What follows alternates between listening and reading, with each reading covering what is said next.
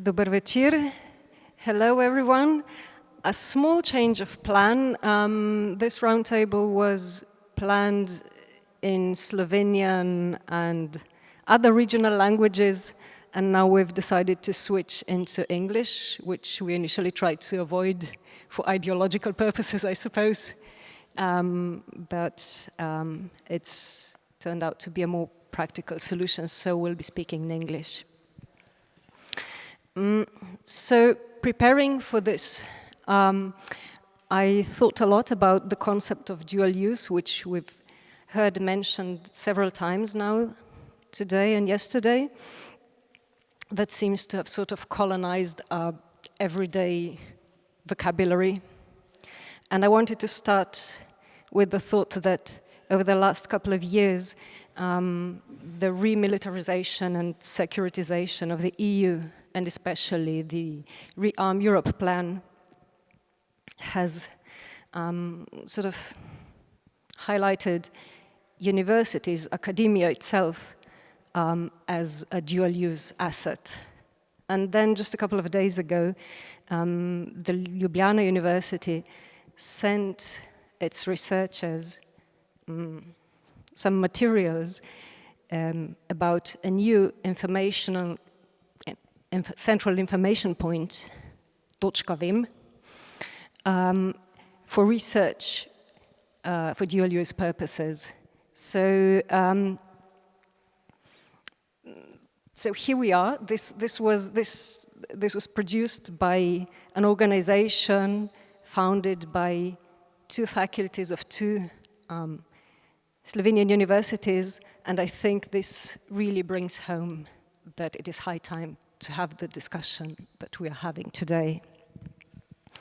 So we will try to sketch out where we are, what the current plans for instrumentalizing academia in the processes of the remilitarization of the EU are, what are the consequences for academic work, for teaching as well, and for the social role of universities.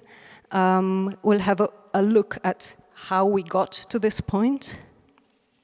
Since, as we heard yesterday, militarism in our societies and everything that drives this militarism is not something that cropped up yesterday. And of course, as always, we will have to ask what now and what do we do next. So, Milica Popović is a political scientist, and one of the things she does is study academia and study academic freedom.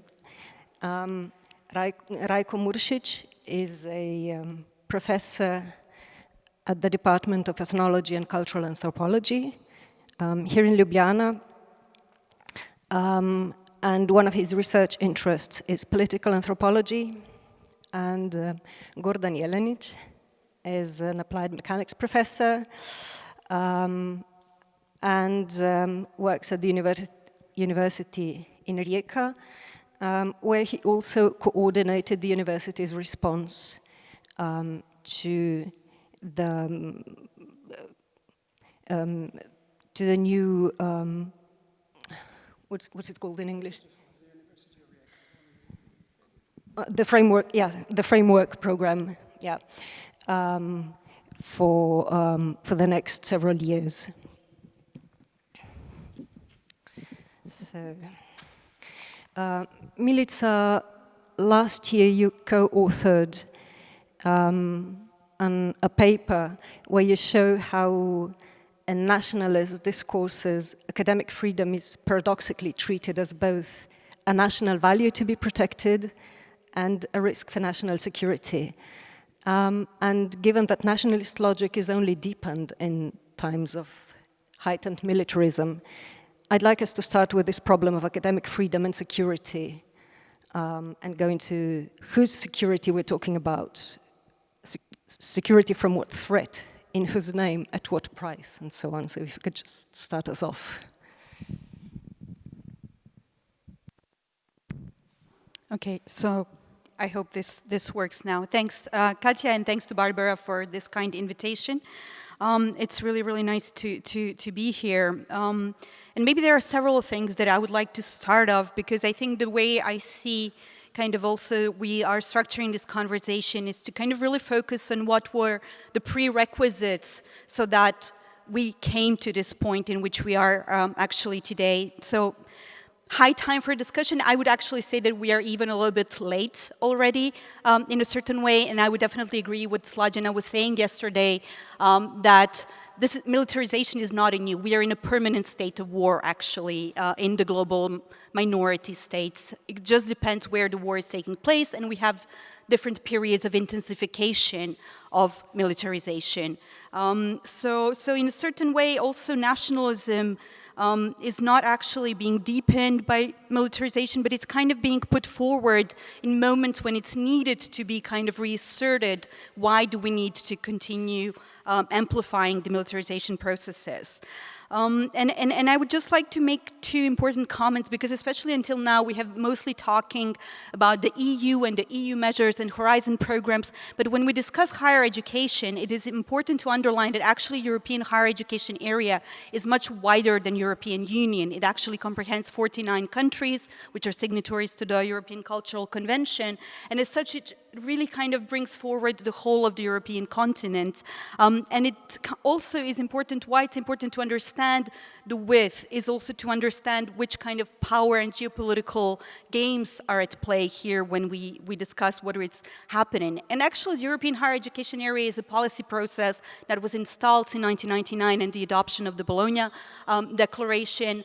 And in time, it has absolutely lost the political momentum, so to say. It's been happening in the background by policymakers, by governmental representatives and ministries, and not to a lot of interest, actually, to the university and academic workers. So there have been a lot of mechanisms happening in the background which have not actually been neither condoned or openly discussed by the scholars themselves, which is something which is really important to understand. And several years ago, in 2018, all of a sudden the questions of values have been brought forward in this Bologna process. And we know that once the governments start being invested in the values which have so far been considered as kind of understood, something is getting and being prepared. So the fundamental values that have been put forward by this policies processes have been 6. They have been academic integrity, academic freedom, institutional autonomy, participation of students and staff in higher education governance, and public responsibility of and for higher education. But then, of course, academic freedom is the sexiest one. That's the one that media likes to talk about, and it has been already for a while been taken mostly by the right wing. The famous discussions about the cancel culture every time there would be some sort of a possibility to actually prohibit pro-fascist and right-wing talks at universities. So it has been kind of brewing down for a while. But what happened all of a sudden is that academic freedom became actually the forefront of the most recent policies. And on one side, it has been framed, like you were saying, Katja, as a very European value. You know, the European way of life that we need to defend. We know that we're living in times where we're defending these European borders, and all of a sudden academic freedom became one of these fundamental values that need to be preserved against all of these security threats, the foreign interference. Just to give one example, in 2019, even Human Rights Watch have actually published a report about different ways in which Chinese students and Chinese academics are actually being involved in spying at universities in the West, trying to steal the Western knowledge and trying to actually sabotage this famous European way of life. But then also on the other side, it was turned as a value that we look into internally within the universities themselves. So even within the academic community, we started discussing, you know, whose academic freedom is more important, who has more rights to academic freedom, and what academic freedom actually is. And what's at the essence of the question is who defines academic freedom and for whom?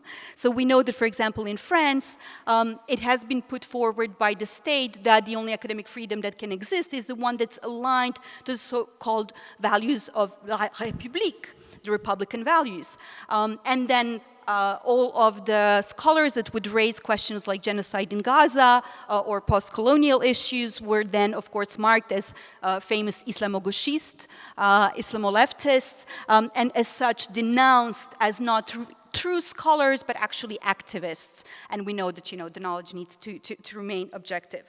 But so in a way, we came to the situation we have through two mechanisms. And one is this so-called discursive and the propagandist conditions that needed to be created. And that has been, these discourses and narratives that the states, the governments, and part of the academics have been putting forward of academic freedom as a national value and preserving the European universities.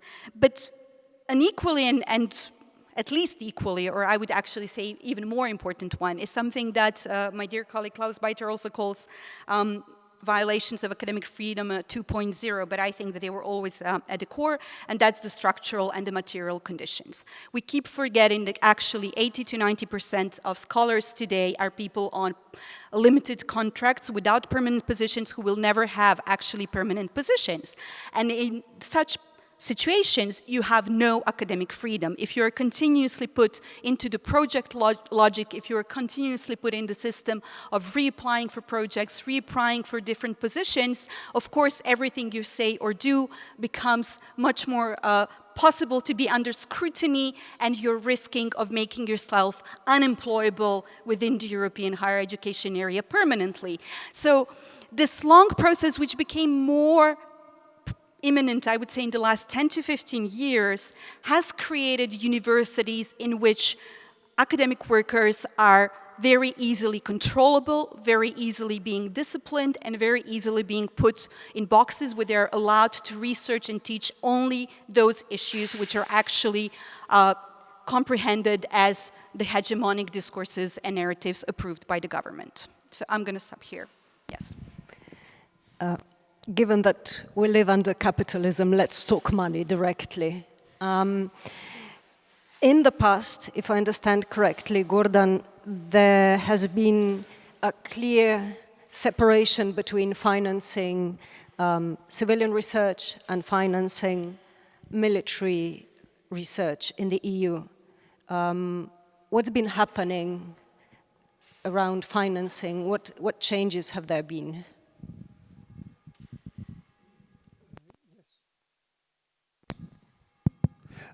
It is very important to understand the rationale behind the framework programs and also the structure of the framework program when we talk about militarization of science. The framework programs as such have started sometime in 1983 with the first framework program, and all the research before that time was conducted in some different manner, usually bilaterally between the states. Since then, we have had 8 more framework programs, and currently we are running the 9th framework program. And the budget has raised also considerably from some 3.8 million euros at the beginning to 95.5 now. All the framework programs so far have been explicitly committed exclusively to civilian research. All of them. For the purposes of the military industry, a separate program has been started in sometimes some 9-10 years ago, called European Defence Fund.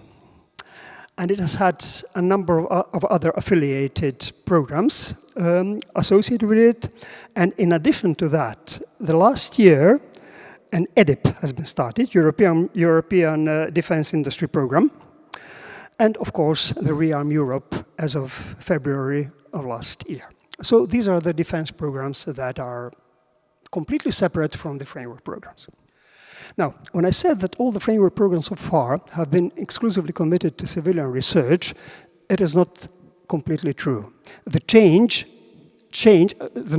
there are many changes in practice, obviously, and this is why not in the head, I guess, but there was one nominal change sometime last year, when actually in the course of the 9th framework program, Horizon Europe, which is currently running, an exception has been made in the 3rd pillar. The framework program has a structure of 3 pillars. The first one is ERC and Marie Skłodowska-Curie, and the second is more like collaborative, and the third one is for the innovation, European innovation pillar. And in that pillar, a specific program has been allowed to be open for dual use. Now, the problem with dual use is that it has never been defined completely. And it appears that the purpose of this exception has been just to let the genie out of the bottle. Because now we talk about dual use completely unashamedly in the course of the preparation for the 10th framework program.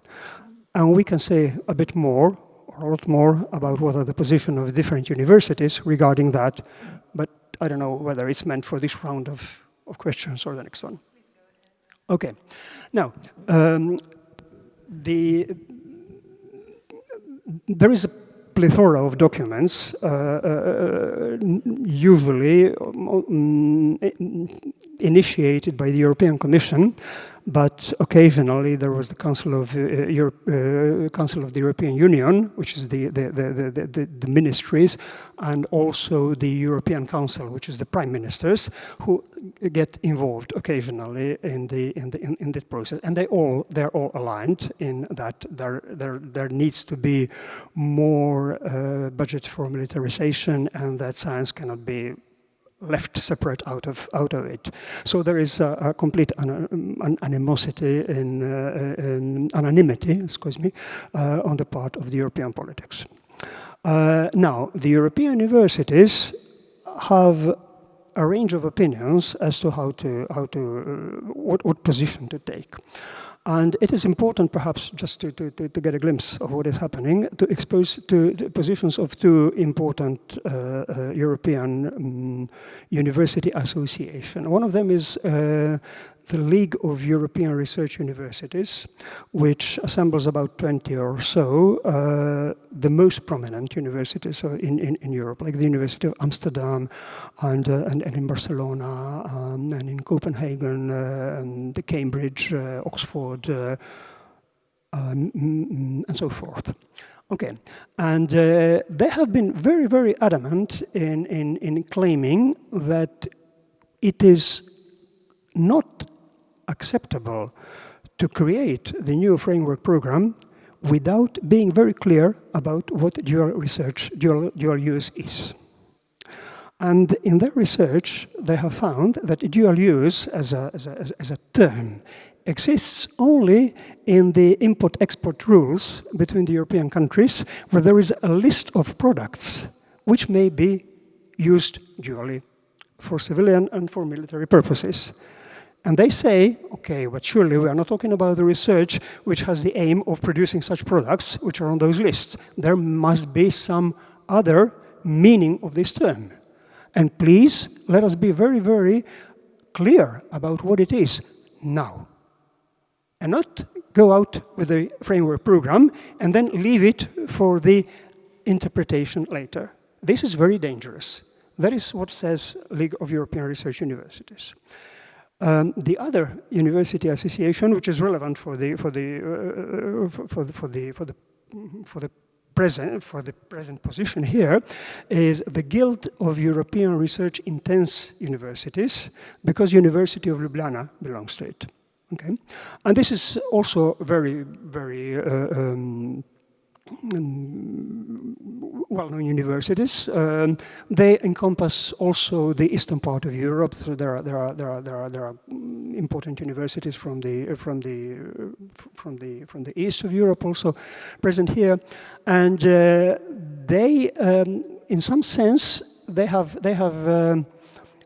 through their president, which was Jan Palmovsky, they actually were very, very opposed to the idea of the dual research being present in the framework programs, and they elaborated on a number of reasons for that. But that's sometimes past. The last document, which is as of a month and a half ago, roughly, is I've printed it out. I have it here. It's called Balancing Openness and Security, Dual Use in a Civilian FP10. So this is the position paper of the Guild of European Research Intense Universities, to which University of Ljubljana also belongs. Now, I will cite just a few sentences out of here.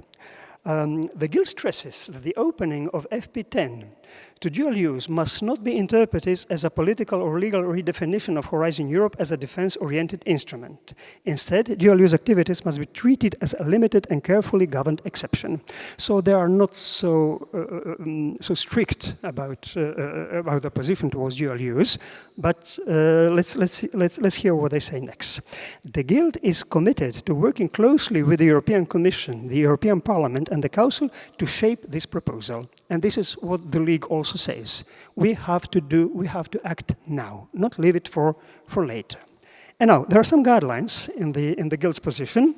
It says, this document outlines the types of support, safeguards, and guidances required to ensure that such an inclusion of the dual-use research is workable in practice, respects fundamental academic values, and avoids disproportionate administrative burden for universities. And out of them, they enumerate 4 of the points, and I will stay only at one of them, saying it is very important to clarify and frame dual-use research in Horizon Europe. So this is exactly the position of the League of European Research Universities. Now, among other things which are important to mention is, let's say that the classification, when they talk about what is dual use or not, should be based on identifiable and credible risks rather than on remote future applications. So again, act now. A clear and consistent terminology is therefore necessary so that notions of civilian dual use and military research are precisely defined. And I will just finish with one important point, which is also in the document of the Guild.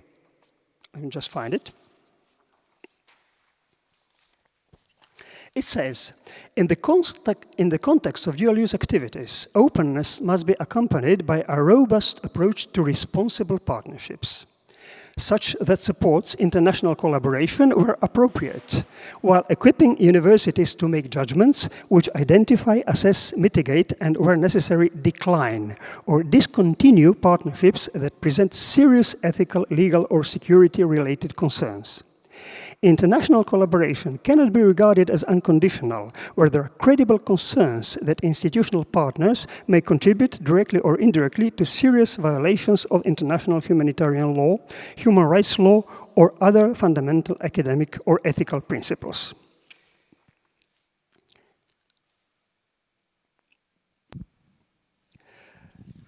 It is clear why they talk about that. They don't identify the country that they have in mind as their culprit. It's Israel. But this is what I have in mind. And the reason for that is that the discussion has been ongoing for a while about having Israel in the framework program, and even more than that, having Israel in the association agreement with the European Union, which is the basis for the framework program. Okay. And this discussion has been opened, but it has not gone very far. It is very, very difficult in the European legal framework to kick Israel out of the association agreement because it requires anonymity of all the European states. It's a little easier to do it in the framework program, but it still requires 55% of the countries with 65% of the population or something like that. So we have not moved anywhere near really putting in practice something that is blatantly obvious, that we have an associated partner which has no respect for the civil rights and for the laws and for the Article 2 of the Association Agreement. Okay. So this is all something that exists in the document, which is also a document of the University of Ljubljana.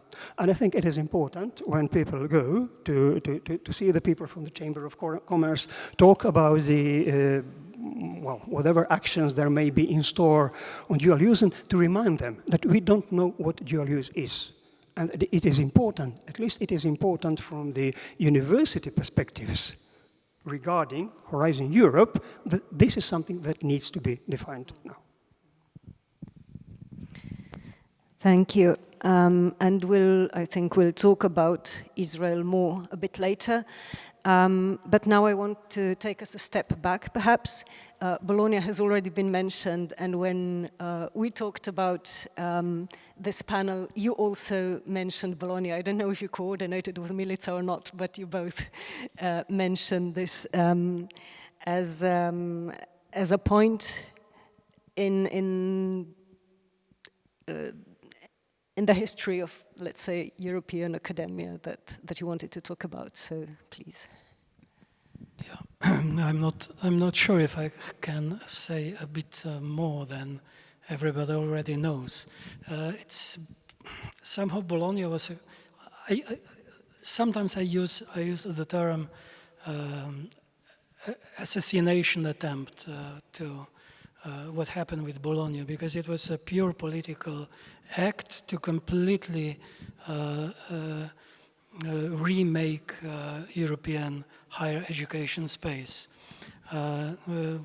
Although somehow these organizations, university organizations were consulted before, it was nevertheless just a political decision beyond European Union, of course. What is the essence of Bologna, actually? It is a conclusion of a couple of decades lasting attempts of European countries to suppress, how to say, revolutionary power of student organization and, of course, professorship. The final act of this very, how to say it, potent political and social power were, of course, student demonstrations in the 60s. What was the response of governments was usually financial issues and imposition of specific ways in structuring university, and allowing to do some things that students and professors would have in their mind of playing a role of autonomous actors in the field. But the most important was, of course, French society decided immediately after May 1968 to cut the Sorbonne University in Paris into, I think, 7 units, something like that. I don't know by heart, I have to say. And the response of the majority of European countries was to establish so-called campus systems. So they would start building campuses for universities to make universities a kind of intellectual ghettos. And the final act of this process was actually Bologna reform, in which the basic idea of Bologna reform is students are employees, they are employed at university and they have to work. Of course, employees of university are civil servants who have to serve their duty to the one who will give finances for universities, no matter if it is private or if it is public university. So university actually became although it is far from being official and clear, factory of new, what is this horrible term used nowadays, of human capital or something like that, whatever it is. So we have to provide services to establish a new working force for our countries and our economies, basically. I would like to start actually my short introduction into this thinking and discussion about the militarization of a university with a kind of a joke. I'm quite an old guy now, but I started my studies as a student at University of Ljubljana in the times when we had to attend obligatory classes in something which is quite difficult to translate actually. Defense and protection, I think, is the nominal translation of the classes. So every single student at universities in former Yugoslavia had to pass at least one, I think it was 2 exams of the so-called obramba in zaštita, I will use now Slovenian variant, or odbrana i zaštita in Serbian. So our university was militarized as the society was. Yugoslav army was a kind of Seventh Republic, which actually brought us into disaster at the end of Yugoslavia.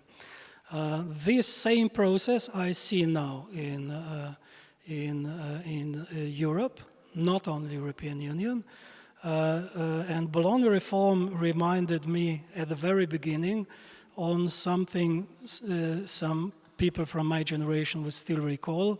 It is called the joint kernels of knowledge, imposed by Stipe Šuvar and some other people from the top of Yugoslav, how to say it, politics of the time at the beginning of the 80s. Their basic idea was that nobody in secondary education, that means high school level of education, should leave the house without having a proper profession, which means they simply dismissed something that was pretty much well doing in former Yugoslavia, called in our languages gimnasia, which is not translatable into English as gymnasium because it is something completely else. It is translatable as high school. And basically the idea of Bologna is the same. In its core, it is the same. Let's produce the working force immediately when our students will finish their studies. They will be employable immediately in the range of it. Now, of course, it is clear that employment in military part of economic production and, of course, military part of societies will open new, of course, working places. And this is economical issue. But I will not stop with this. I will go much, much deeper in history because I have to say that it is impossible to divide military and non-military use of knowledge. It is simply impossible. We can become a kind of a noble souls and say, well, we are against militarization and we hate using of our knowledge in military sense, but it is impossible for us to decide. We can, as political beings, decide to say clear no to militarization, but we can't do it as scholars or scientists. I will give you 2 examples from ancient Greece. Everybody knows. One is Archimedes, or I don't know how it is pronounced in English, Archimede, whose destiny I assume you know. When he was writing his circles in the sand, he was killed by Roman soldiers, despite explicit order not to touch him in Syracuse, because he was a brilliant genius. And Archimedes is known for many things he produced, but his let's say, technical innovation was used in military as well. Nobody knows exactly if he actually produced this lighting and burning of ships. It is more a myth than reality, I guess. But nevertheless, he didn't have any objection to use his knowledge to defend his own part of. He was born in Syracuse, which is present-day Italy, southern Italy, as in the colony of Greek colony. So he himself knew exactly what he was doing, and it was impossible simply to say, okay, I'm just a mathematician, I don't care about the military. Yes. And the second example is Aristarch. I don't know how it is pronounced in English. He was an astronomer who actually built a heliocentric system in the, I think, 4th century before our era. He was expelled from Athens because similarly to what was accusations for Socrates, he was spoiling kids. And what this university actually doing is, with knowledge, spoiling the kids. This is essential task we are doing.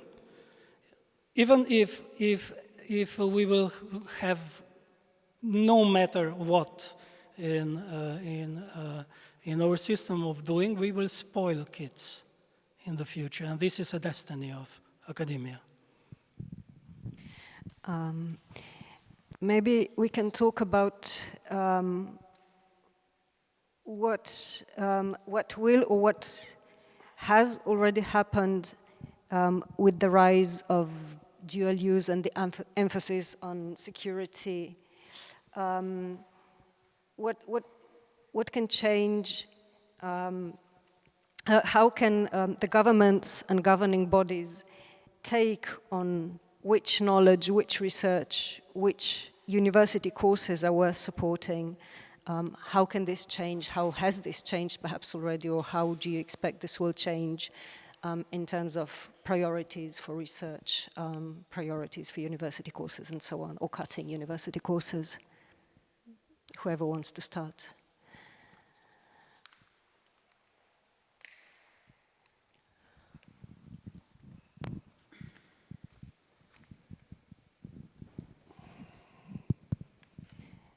Just thinking, for instance, in terms of something that we heard earlier about deprioritizing climate research, for instance, or things like that. Yeah, well, in a way, there are numerous ways to do that. I think one of the also new developments, or not really a new development, kind of repackaging in a political way, is that there has been a new tendency of something that is now named science diplomacy. So all of a sudden, you know, something that was kind of understood as very basic part of creation of knowledge, which is the exchange of knowledge, the internationalization, the cooperation between different sites of production of knowledge, has now been put under this policy of science diplomacy. And what does it mean? It means essentially, even in its very own name, when you say diplomacy, the immediate thinking is that, of course, that's something that's being done in the name of the state, that's being part of the foreign policy, and that it's in itself being part actually of the interstate, international relations, and not anymore something that's happening on the subjectivity and by the subjectivity of the academic workers themselves.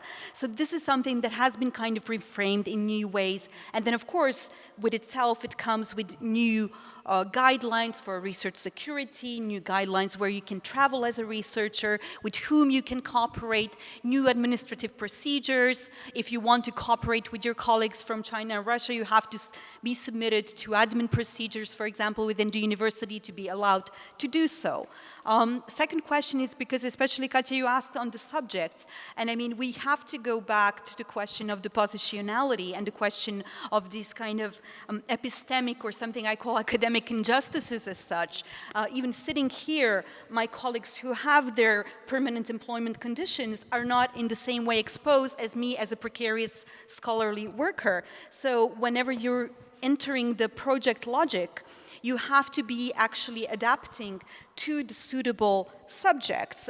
One of our colleagues, for example, who is Ukrainian, who has been very outspoken criticizing the ethno-nationalist policies of the Ukrainian state, who spoke with us, for example, at a panel on forced mobilizations that are ongoing in Ukraine right now, which has been canceled, by the way.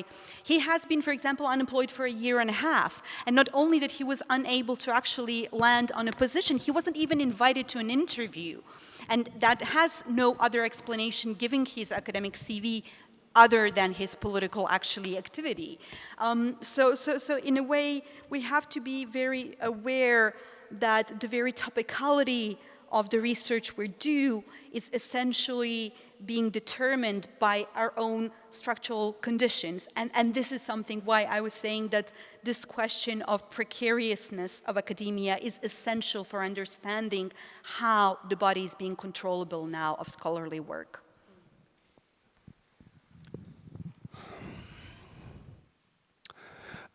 I think, at least from the university perspective, it might be different in research institutes or in development departments of companies, but from the university perspective, I think it is very, very important that we really cherish and try to protect by all means the freedom of research.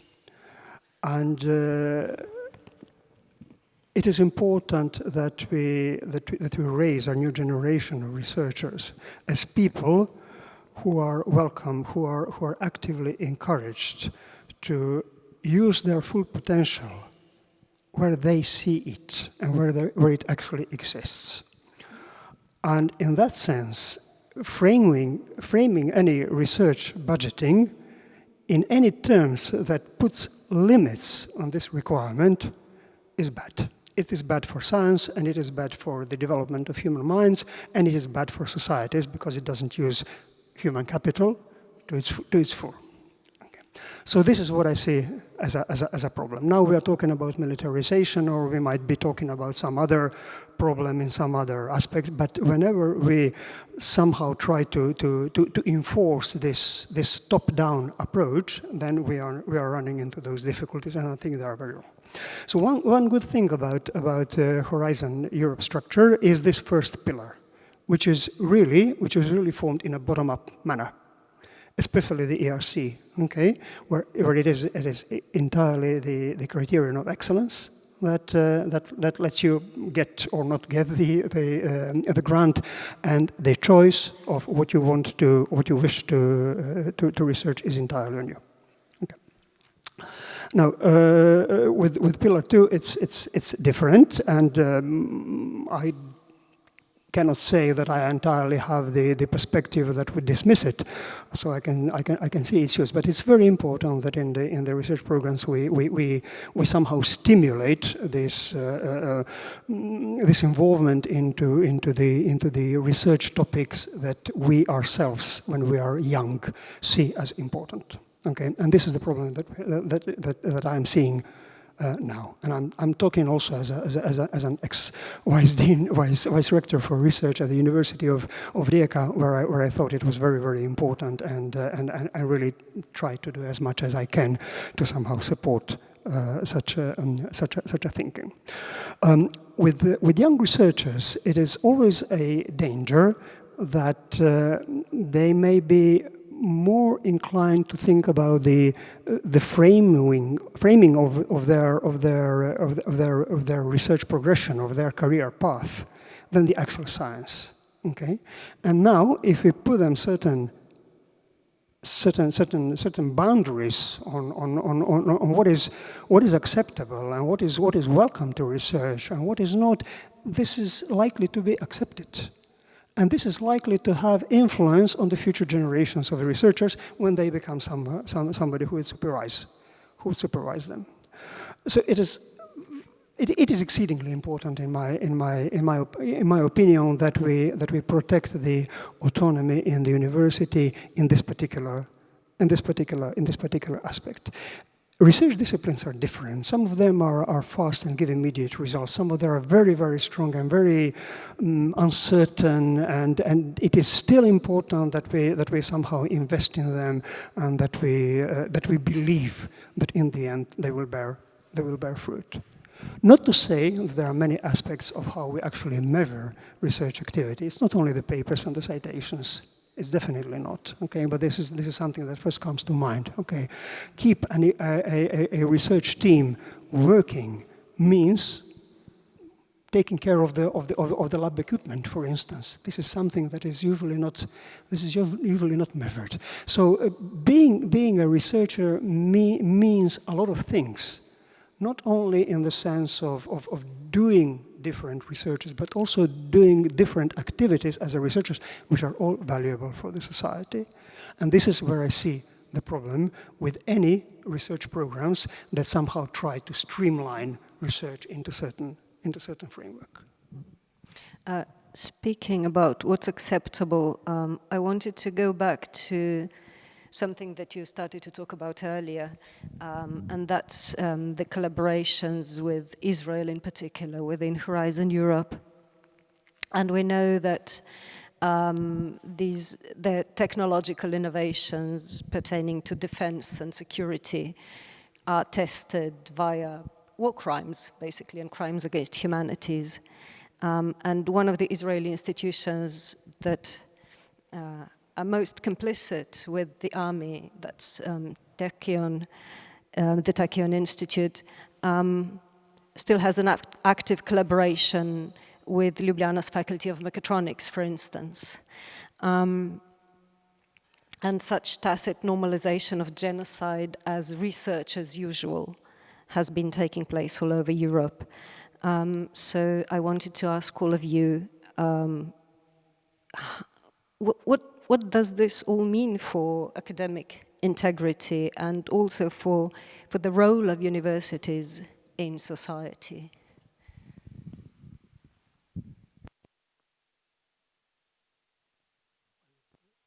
If University of Ljubljana was addressed, of course, I think it is my turn to respond. Yes, unfortunately, there is still one ongoing project which is a part of something inherited, and there was an internal discussion in May, June at University of Ljubljana. It didn't reach us, even privileged professors, that its aim definitely is not military and so on and so forth, and actually the knowledge is coming from Israel to Slovenia, not vice versa. But of course it's more hypocritical point. I'm ashamed of this situation, I have to say, but as much as I'm ashamed of being a member of, or let's say being financed by European funds or by a national agency, which is now of course under the control of the government, who is actively supporting genocide, unfortunately. So I'm ashamed on many different levels. And I have to say that maybe it is, we can turn this perspective vice versa, since the status of Israel is very similar to the one at Eurovision Song Contest in these scientific activities, which is you can't get rid of them, but you can, of course, boycott the activities. I have a kind of a feeling that our colleagues at University of Ljubljana already boycotted Israeli institutions before, because we didn't have many collaborations of this kind. But in any case, this is just the top of the iceberg. I think things are much, much worse when we consider global perspective, or let's say global historical perspective in that matter.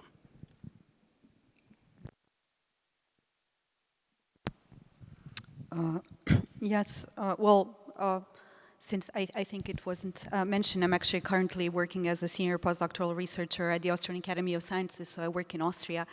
So you can imagine that the situation is quite radically different than what it is in Slovenia, actually. And I think one thing is, of course, the question on, how the cooperation in the technical sciences is, of course, being questioned, but there is also the question of this overall silence and censorship and self-censorship that is happening at universities. I was, for example, invited for an informative talk with the vice director of the institute just because I co-organized actually a webinar on the reactions in Central and Eastern Europe on the genocide in Gaza. And I was told that I'm not allowed to use my affiliation. Then I was told that, okay, maybe you can use, but you have to ask for permission. And actually you have no legitimacy to discuss the naming of what's happening as a genocide. You haven't published any academic articles on the topic, so you have no expertise, etc., etc. So you can imagine kind of the thing. But what's problematic for me here is actually that when we look at the academic community, and I have to go back on one side, there is no unionizing possible, because for the precarious workers, we're completely being estranged in every possible sense. We keep changing the countries, we keep changing the institutions, so there are no possibilities of actually organizing in a sensible way on one side. On the other side, of course, there is a lot of fear. People who are immigrants, people who are on short-term contracts are much more afraid to speak out. So I think the much bigger responsibility in this case is on our tenured colleagues, which unfortunately have been shown to actually be prone to a very high level of silence and looking on the other way, actually, in many cases. So they're really kind of taking this role of implicated subjects and kind of playing the game in terms of just risking enough that there is some outspokenness on the issue, but not actually taking up radical enough steps that we can question the whole situation. And I think we've heard just previously, for example, in the pro-Palestinian movements in Czech Republic, it was mostly immigrants who have been part of these groups. And something similar is happening, that a lot of the pro-Palestinian protests that have been happening at universities have been mostly led by precarious scholars and students and not by the tenured staff. So we also have to open these questions of complicity and really the implication of the subjects in the current structure of academia. And that's where the question of the integrity stays. So how do we deal with that from different positionalities that we have?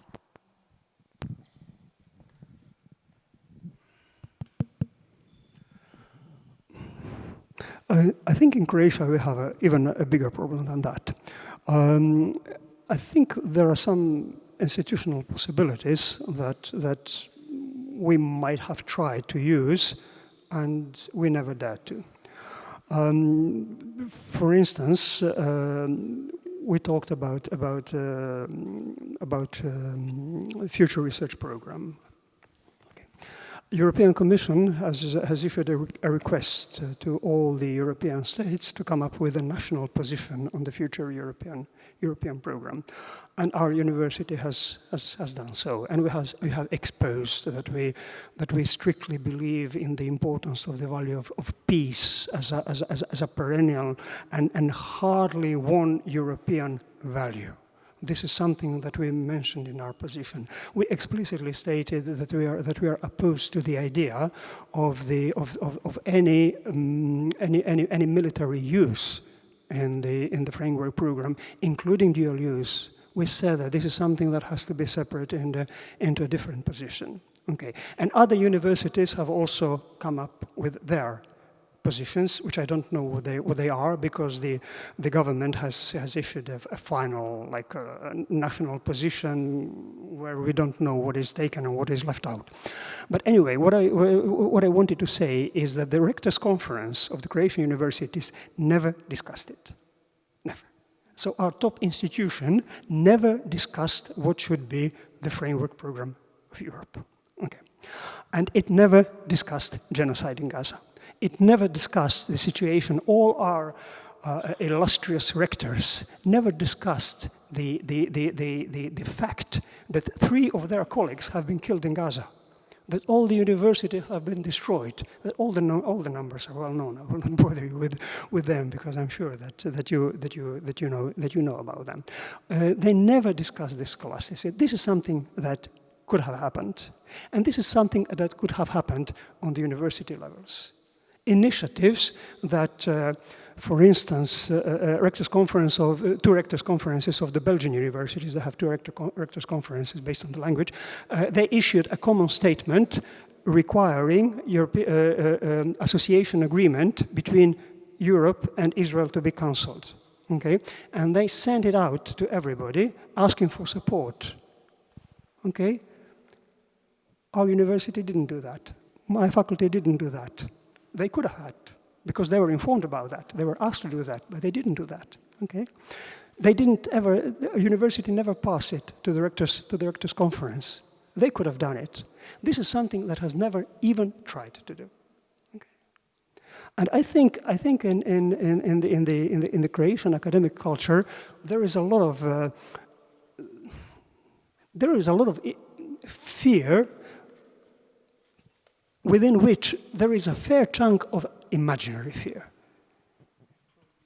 You are afraid of something because you believe that you will have problems, but you have no experience that will support it. And it's very often just an excuse for not taking action. That's my experience. That's my experience. And I think we're in a bad position in that respect. We are nowhere near the situation that you described in France. Sort of pre-obedience. Let me just finish. So all the initiative is really left to the fringe academic institutions. So we have Students for Palestine at the Faculty of Social Sciences and Humanities in Zagreb, who are exceedingly active. Okay, we are pro-Palestine organizations called Strajk za Gazu and Zakruh. They are more concerned with the cultural aspect of the boycott, and they actually issued some of the guidelines of the Palestinian academic and cultural boycott of Israel that you are free to take here if you wish, regarding cinema. Okay, and we also have the covering institution the organization that really tries not to forget about anything that is really happening in relation to genocide in Gaza on a daily level, called Free Palestine Initiative. But there is also the academic initiative, Academy of Academic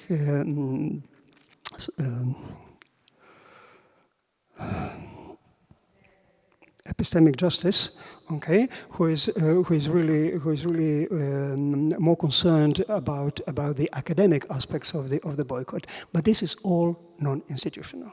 This is all left voluntarily for the people to engage in.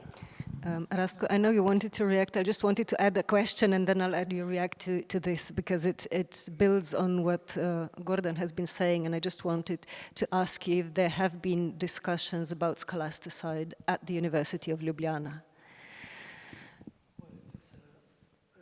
It depends on how you define these discussions. As far as at an institutional level. At my knowledge, University of Ljubljana accepted at least one very sharp statement about this issue, and they actually condemned both genocide and destruction of Palestinian universities. But it was not something I would be so much informed about. Since I didn't know we will talk so much about boycotting Israel. As far as I'm concerned, it is not only Israel the problem. We are just trying to say, well, we have a genocide in Gaza, but whose weapons are there? There are weapons from Western Europe and America. Why shouldn't we speak about boycotting the United States? This would be the point. But I was just checking two issues. So University of Ljubljana, to be clear, is very clear about this. And as far as I remember, it accepted last year, 2025. Please correct me if I'm wrong, because I really didn't check these issues. The statement in which University of Ljubljana forbids any institutional collaboration with Israel, but only for the projects which would start, or let's say which would be in the phase of application since then, because you can't change issues which are ongoing as easy as you think at the first sight. So at the moment I checked this map provided by Radio Student, who is the only media in Slovenia who actually covered very specifically and very precisely these topics. We still have at the time being at least 4 different projects with Israeli institutions, but the one you were mentioning was related specifically to the institution which is doing services for the army. What I have in mind is an opposite. I don't know if a rectors' conference in Slovenia did accept any formal statement, but definitely there were attempts to do so, and I'm very curious about the response of rectors' conference to the initiative proposed by a couple of colleagues from not only University of Ljubljana, but other universities and institutions in Slovenia recently in June, which is called, I will now read it in Slovenian, Predlog za vzpostavitev programa akademske podpore palestinskim študentkam in študentom ter raziskovalkam in raziskovalcem. Just to translate it, this is a suggestion or a proposal to establish the program of academic support to Palestinian students and researchers, which was quite, in my opinion, important activity by academic staff. And of course, there are some moves in this direction, but I don't think we have got any response to this initiative. But so far, so good. Until this year, Slovenia was a kind of a very different in political situation than Croatia and other countries, especially Austria and Germany, in terms of relation to Gaza genocide, but it changed dramatically and rapidly this year. But it didn't change in academia. So in a way, speaking about autonomy, the decision of every individual researcher is being pro or contra. And unfortunately, among academic staff, you have unfortunately some people who are supporting genocide, and this is something we can't change so easily at the time being. But as far as institution is concerned, at least my university, we will not be proactive in collaboration with Israeli institutions in the near future. Unless things change, of course. Before opening the floor to questions from the audience, I just wanted to ask one last question. What might resisting militarism and instrumentalization of universities and science look like in practice? I mean, how can research staff, teachers, students stand against this instrumentalization of knowledge and its production? How can they wrest knowledge production away from our current obsession with how we can kill one another with increasing efficiency, and turn it to common good, which might go from analyzing the issue of militarization, as we have just been doing, to responding to climate collapse. And finally, do we need to imagine new spaces of knowledge production and dissemination in order to do that?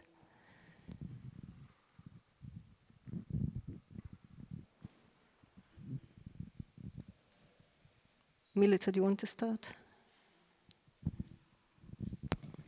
I'm going to be very brief because I think we should really have space to talk with the audience. I think that, yes, university as a site of production of critical and socially engaged knowledge is being dismantled. It has been dismantled for decades in back, Rajko thought, although I do not agree it has been exclusively the Bologna process fault. I think there have been many different processes that have been at play. It is quite imminent that we will need new places and spaces of production of knowledge. And I think, yes, the question of the material conditions and the question of self-governance is actually what's here really at the core, so that we can even get to a place where we can actually discuss what type of university we want. And on one side, the staff, due to the changes that have been introduced, is overworked and exhausted. On the other side, the precarious staff is overworked and exhausted. So I think that there has been kind of a standstill in terms in which academic workers can actually reclaim universities as their own sites of work and place. So that's where I think the discussion needs to start.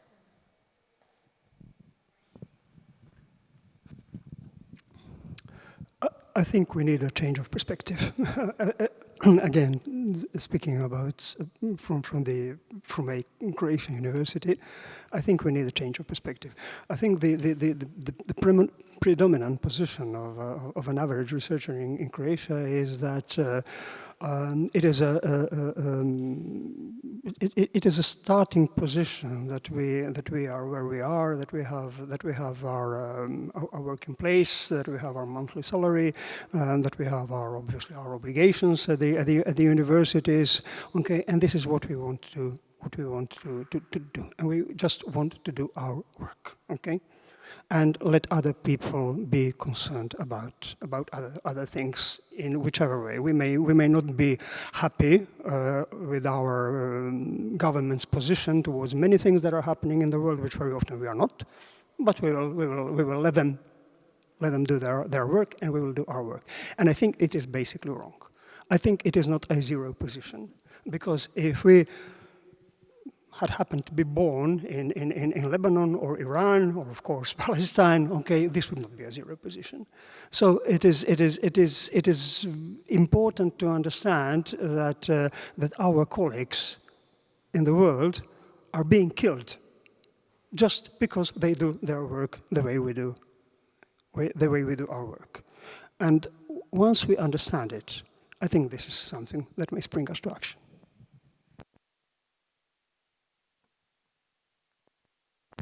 Yeah, I was very glad hearing twice, but didn't have an opportunity to respond immediately about climate change as the most important and evident threat of our survival on this planet. The military is assisting dramatically in rising, of course, the level of temperatures in the atmosphere, and we have to say clearly the military is the problem, not the solution.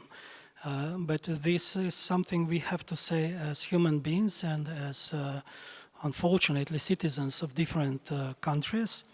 But the point is, knowledge itself is not sufficient.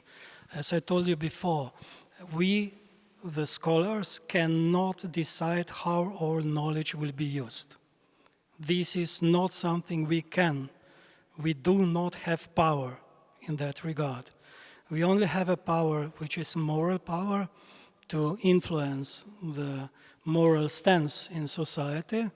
We can have political power if we know exactly how and with whom to go into coalitions. In this regard, this is the second point I am now trying to refer to, we need wider coalitions to fight against militarization. This is not something that can be only done within academia. We can do our job in academia as far as possible. I am cynical sometimes because, of course, my age of retirement is very fastly approaching. I am very glad that I educated at least some counter-racists. It's not people who would not be racist, but who would be opposing racism. You all know this disease is now widespreading in this country, and it is becoming horrible to live in the country full of racists. This is what we can do, and this is what we should do as scholars. But we can't change history in the way as we would have a good will. We have much, much more to do. My proposal would be very simple. This is something I was thinking for a couple of months, but now I have finally an opportunity to address the public about it. If I mentioned before the experience of students in country which used to be Yugoslavia in the early 80s when I started my studies, we didn't have only military subjects as compulsory for all faculties. At Faculty of Natural Sciences and Technology, at which I started my studies, we had to obligatory attend classes in philosophy and sociology. This is something we definitely and horribly need, that people who are, now we are still in academia, who are studying at Faculty of I think it is more machine studies than mechatronics. They desperately need some knowledge of society. Not sociology necessarily, anthropology of course, and some philosophy. So it is very important to go back into this general education. Everybody in this room had an experience realizing how incompetent and ignorant our doctors, medical doctors, were about society during COVID. They didn't have an idea about society, but we had to listen and obey their own views on society. As, yes, I know about society because I'm part of society. And this kind of knowledge is necessary and urgent. And of course, vice versa. We have to know how things operate. We have to understand machines we use in our daily life, which means humanities scholars have to know much, much more about these issues. And this general knowledge is something nobody can suppress of providing and giving us wider societies. I'm not a believer in open science. I actually have many objections to this idea. But outside of academia, the space of knowledge is even more important than within academia. Within academia, we are blocked into the very, very nasty system of academic reality, not only from perspective of Bologna. We didn't touch finance part of it. Whoever is financing university is actually the chief and the leader. So all this autonomy we have in our mind is actually complete nothingness if we do not have any money to do our job. And money is not given for free. It is always meant to produce some social effects. So the university in general, especially in European frame, changed and shifted without even noticing how it happened from the community of students and professors, which was essential core of university for centuries, into a kind of business units, and with hierarchies of business and business thinking. And business is both military and civil. So this distinction between military business and civil business is in this dual use completely, how to say it, useless to make if we do not take into consideration the financing and the way how the financiers are actually influencing our way of doing things. Questions?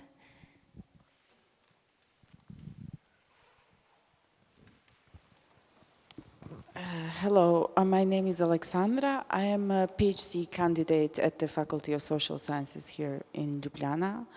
And I would like to address a little bit, you spoke about Bologna, and I think it's very important to address also the over-bureaucratization of academia. and how actually a huge chunk of the academic focus now is on staffing within academia in order to be able to process the overwhelming amount of paperwork that it's also imposed on academics as well, but a huge part of the finance is going into this. And I think this over-bureaucratization in essence is also a way to kind of subdue the academics into taking a really large portion of their working hours and focusing on this paperwork and signing all kinds of documents and reading all kinds of documents in order to be able to apply for projects and so on. And it's actually taking away from our ability to focus on what is necessary, like deliberation in the sense to address the core issues within the society and academia. And I was just like thinking, you obviously have more experience working in academia. What are your thoughts on this like over-bureaucratization that has happened like gradually since the 70s? It has gone, it has sped up, and now like we have also this AI-ification of academic knowledge, and academia very willingly is going into this direction of using AI as a tool to kind of research and do all kinds of work as some sort of like, I don't know if it is from a fear of being left out of this AI wave that is happening now all over the world. But I'm just like curious, what are your thoughts on this, and whether you think maybe in some way this has also contributed to the current state of affairs? Yes, thank you.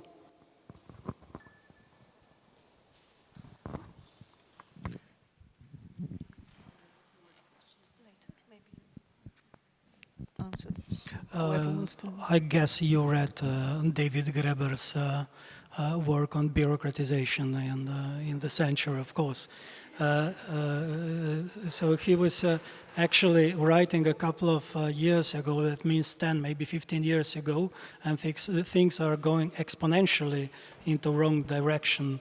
I have absolutely no idea how to fight it, because whatever you try, with every single paper you dismiss, you get 2 more.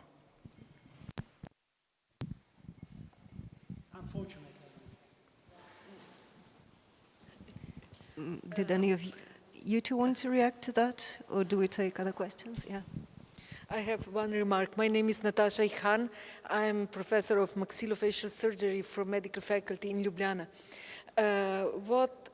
I'm grateful for your talks, but what I missed is opinion of scholars from not only technical sciences, but maybe natural sciences, because if there is a question of influence of militarization on academical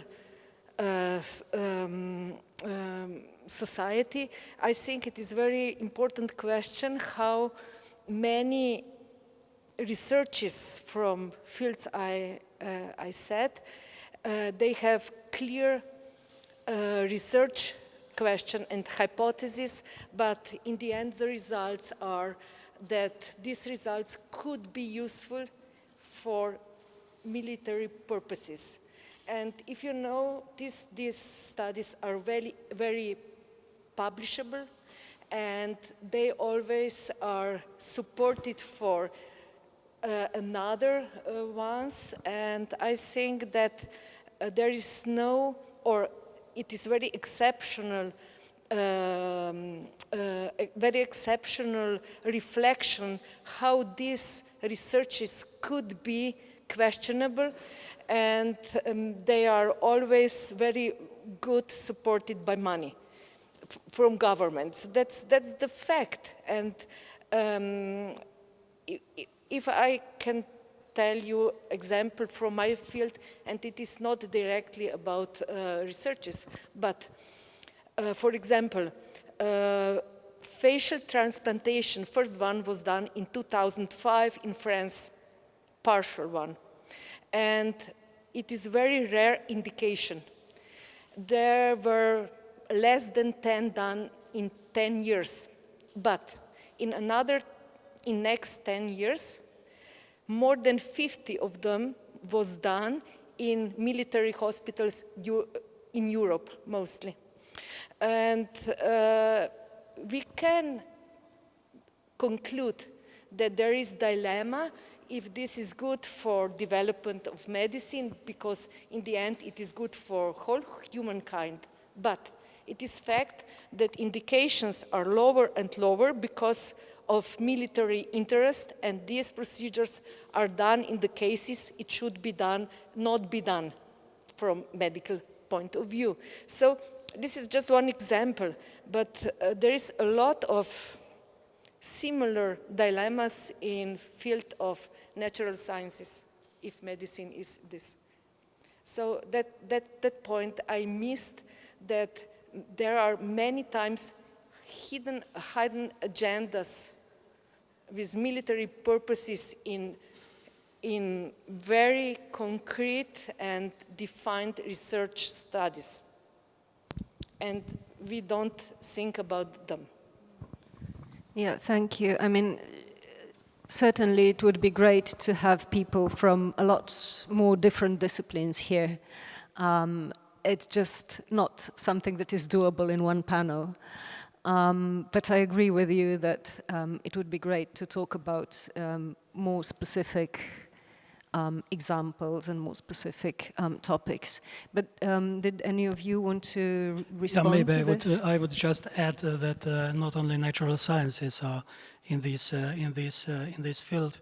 I don't know how much it is clear that almost all development of artificial intelligence at MIT and other institutes in United States since the 50s were actually financed by or for the purposes of the military.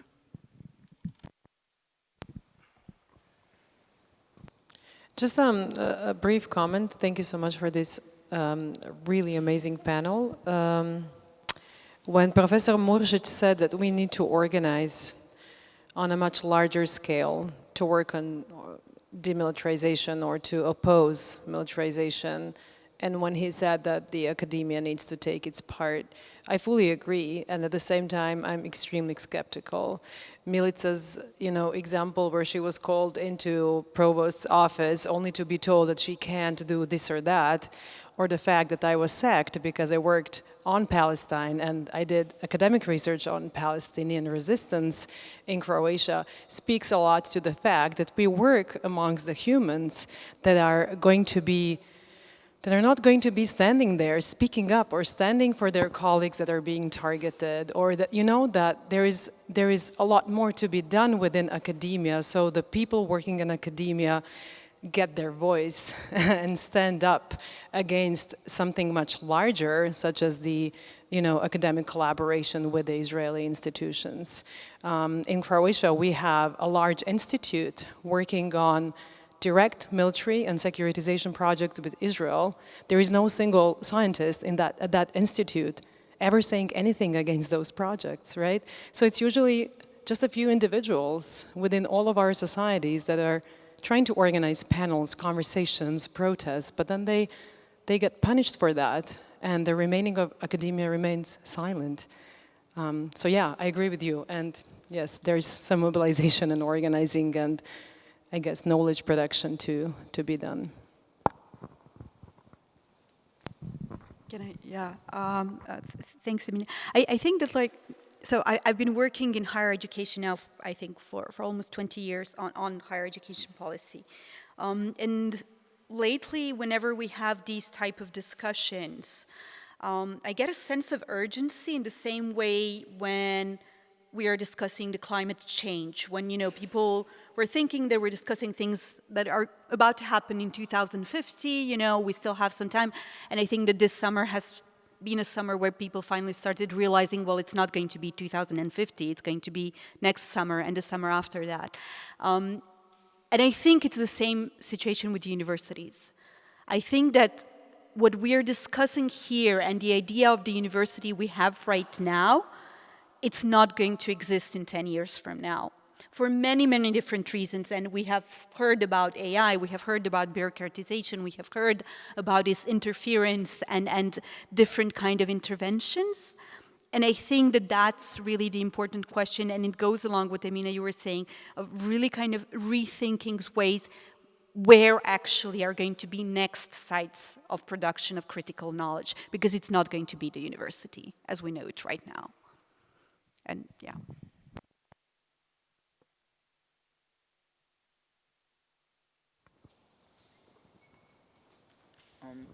Hi, I'm Alexandra.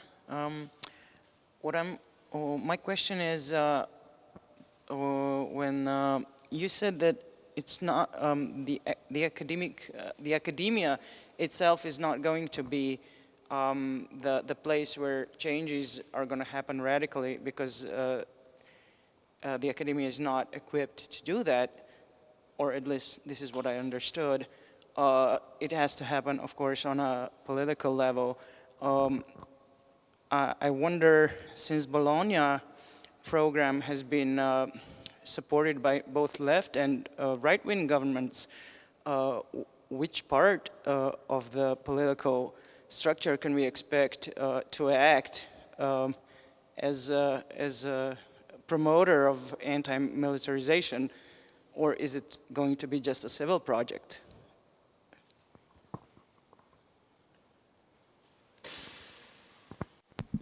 Thank you for this remark and question. I certainly hope it will be a wider social project. That means the project of society, not necessarily only civil society, but people, ordinary people who will simply reject the way how things are going. And of course, we have to sustain some hope. Although, of course, there are not much left in this. When I mentioned that academia itself is another place from which we can expect these deeper social changes, I didn't mean that it is completely impossible. I said that expectations may be too high for ordinary people, but of course we are trying to do our best as we can as individual human beings, not only as professors, to make at least some shifts in wider society. But what is extremely important here is that we have a problem with media. We didn't touch media. Media is deeply militarized at the time being, so we have awfully nasty, disgusting media presentations in promoting militarization of Europe at the time being in media, which is either left, I don't know any left media, by the way, or right.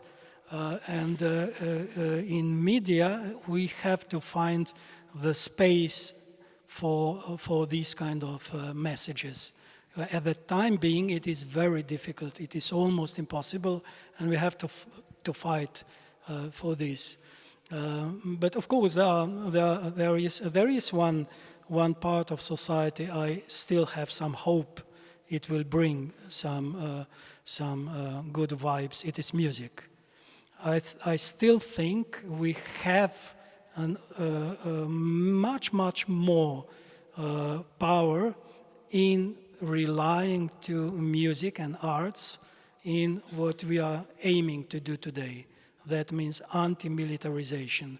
If there is any part of human society which is anti-military, not in essence, but in vast majority, it is music. And believe me, music has much more power than words of academics. I think we had one more question, and then we'll have to conclude. It's not a question, just a comment, because I didn't want that we finish with total devastation of everything. I just wanted to say that to look at what happened in Slovenia, in the University of Ljubljana, we maybe missed one very important part of our university. There are students, and students were those who were actually fighting, and they were so loud about genocide in Gaza, so they forced Faculty of Arts to do the first statement. So I think it's, I still think that we have, the most important is in a way to listen to the students. And when we do so, we are able to react. When we are, I also saw what happened to University in Trieste. Students were protesting for Gaza, and the rector just said to us, we were visiting Trieste University, and he said, there are some crazy people outside, don't listen to them. So it was different reaction, and I think we can learn from them.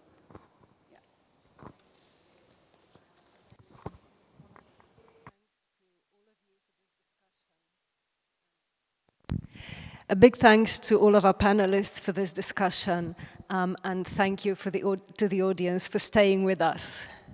Thank you.